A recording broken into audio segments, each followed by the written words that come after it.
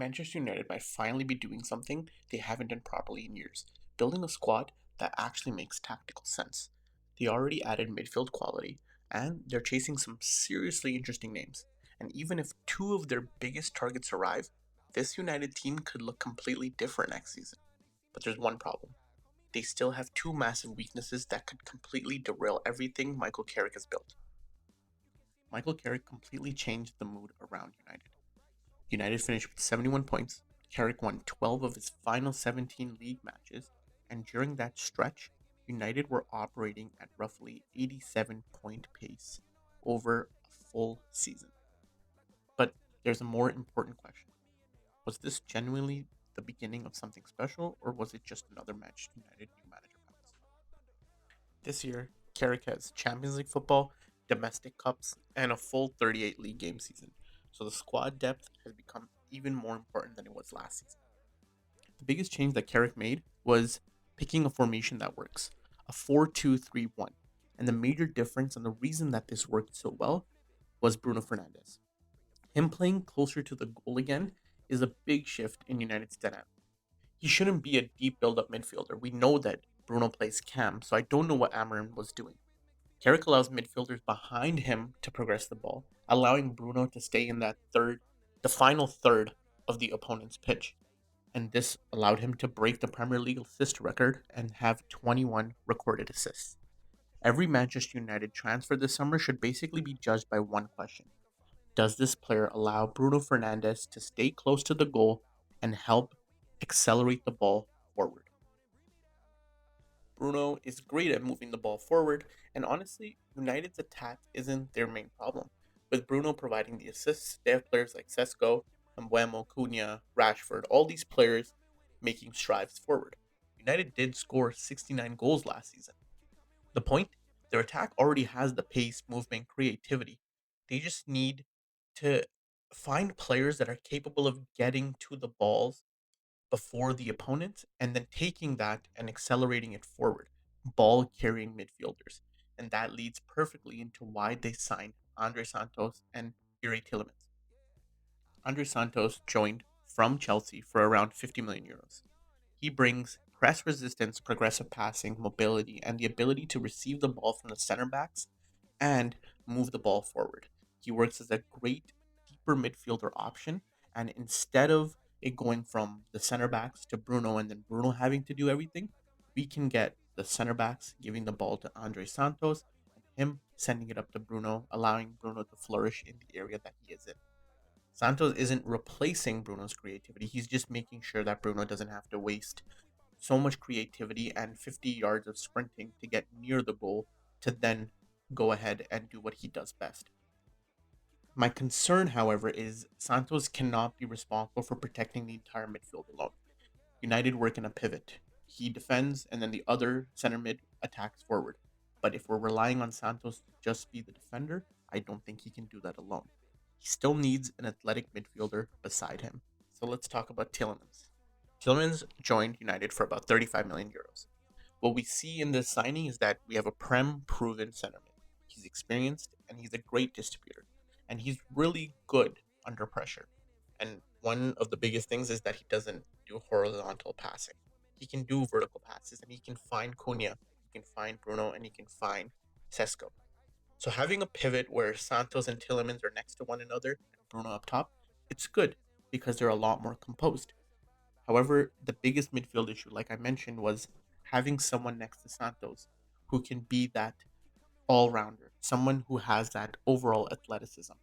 Tillemans is good, but he's not the pivotal player I think that would make them amazing again.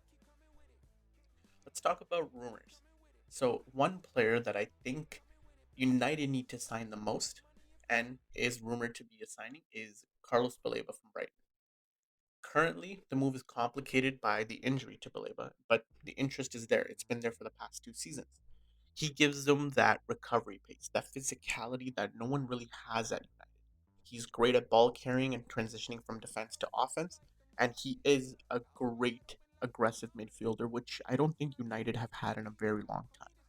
So you're looking at a midfield pivot of Baleba and Santos with Bruno up top. This is scary. Santos can progress the ball through possession, Baleba cleans up the transitions, and Bruno just does what he does. United already have enough players who want the ball.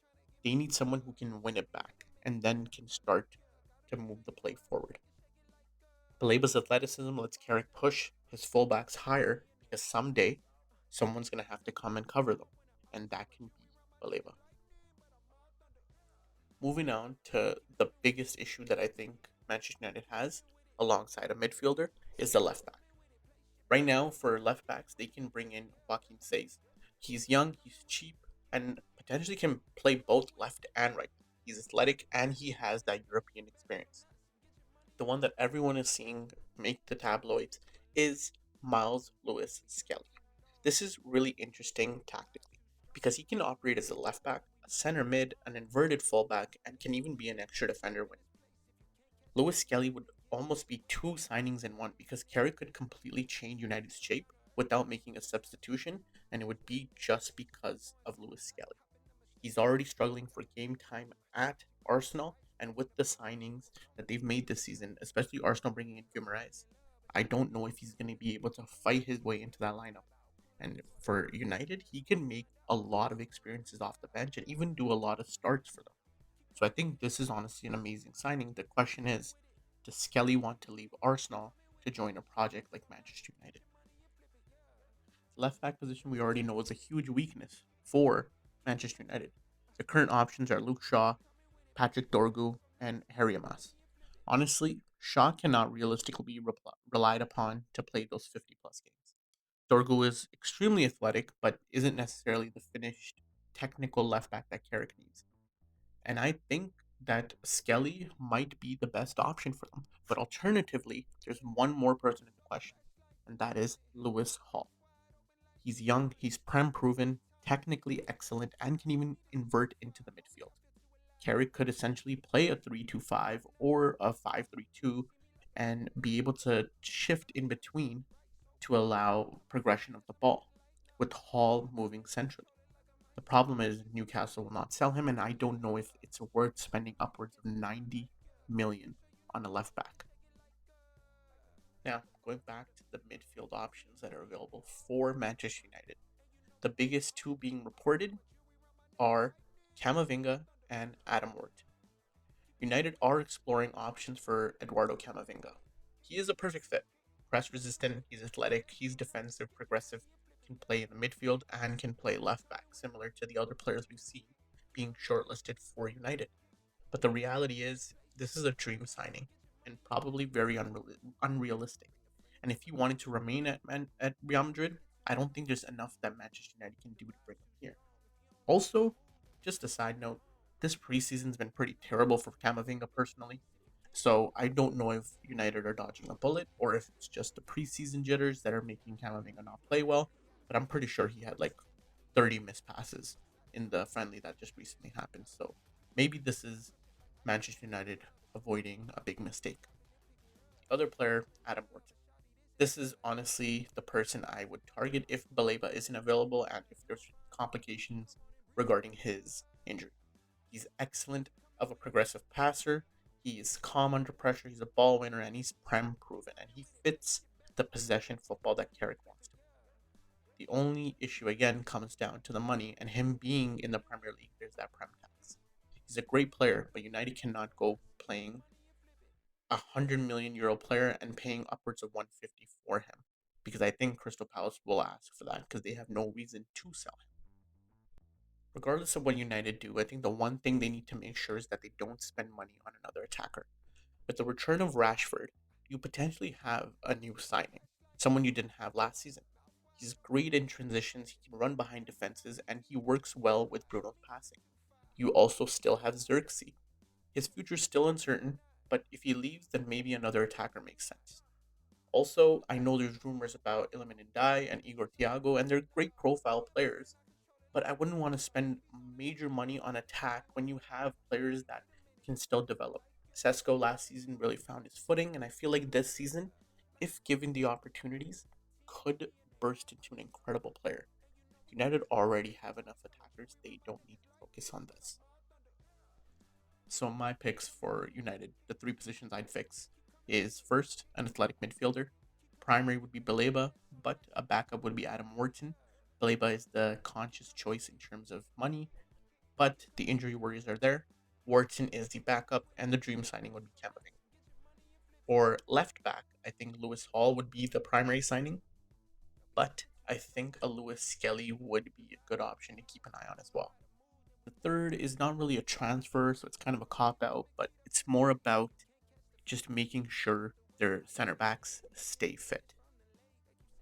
El Luchador was fantastic in the World Cup, and having him fit would be crucial. Having a Harry Maguire stay fit all season long is another crucial task that they need to have. It basically, for me, is like a new signing for United. I think they just need to not care about superstars in this position. I think they just need to have reliability and fit defenders. So this would be my most ideal 11 for Manchester United next season. You have Lamens, Mazraoui, Yoro, Martinez, Lewis Hall, Baleba, Santos, and Bruno as the midfield three, and Buemo, Sesko, and Cunha. And that's why I actually think Manchester United are a lot closer than people realize. They don't need another 100 million superstar. They just need the right midfielder, the right left back, and they need to keep Bruno Fernandes as close to the goal as possible. If they do that, Carrick's incredible end to last season suddenly looks like a team that isn't having a new manager bounce and looks like the beginning of a legitimate Premier League project. But if United could only sign one player this summer, who would it be? Baleba, Camavinga, Wharton, Lewis Hall? Who are you taking? Let me know in the comments below. Like and subscribe, and let me know if there's more videos or breakdowns you'd like to see.